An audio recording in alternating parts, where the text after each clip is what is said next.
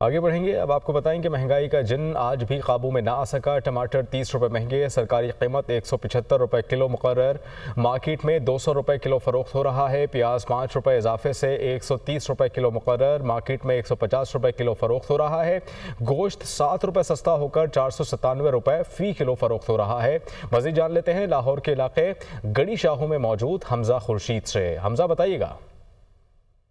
हाँ जी बिल्कुल, आज भी शहर लाहौर में महंगाई का जिन जो है वो काबू होता हुआ नजर नहीं आता। अगर मैं बात करूं टमाटर की, तो आज टमाटर के नर्ख में जो है वो 30 रुपये इजाफा किया गया है और सरकारी नर्ख जो है वो 175 रुपये मुख्तस किया गया है। जबकि शहर लाहौर की मार्केटों में टमाटर जो है वो 200 रुपये तक दस्तियाब है। जबकि अगर मैं बात करूँ प्याज के नर्ख की, तो प्याज के नर्ख में भी आज 5 रुपये इजाफा किया गया है, जबकि उसकी जो कीमत है वो सरकारी 130 रुपये मुख्तस की गई है। और आलू जो है वो उसका सरकारी नर्ख जो है वो 125 रुपये मुख्तस किया गया है। जबकि अगर मैं बताता चलूँ तो शहर लाहौर की मार्केटों में आज भी आलू जो है वो 145 से 140 रुपए तक फरोख्त हो रहा है। जबकि अगर मैं बात करूं मुर्गी की, तो आज जो ब्रॉयलर मुर्गी है उसका नर्ख में कुछ रुपए कमी करके उसको 497 रुपए जो है मुख्तस किया गया है। जबकि आने वाले शहरी जो है उनके कहना है कि रोज ब रोज बढ़ती महंगाई इस चीज पर सोचने में मजबूर करती है कि यहाँ खाना पीना पूरा करे, यहाँ पर जो है वो दूसरे अखराज जैसे कि बिल है, बच्चों की फीसें हैं, मलबूसात हैं, उनके अखराजात पूरे करे। रोज ब रोज जो महंगाई का जिन है वो शहर लाहौर में बेकाबू होता नजर आता है।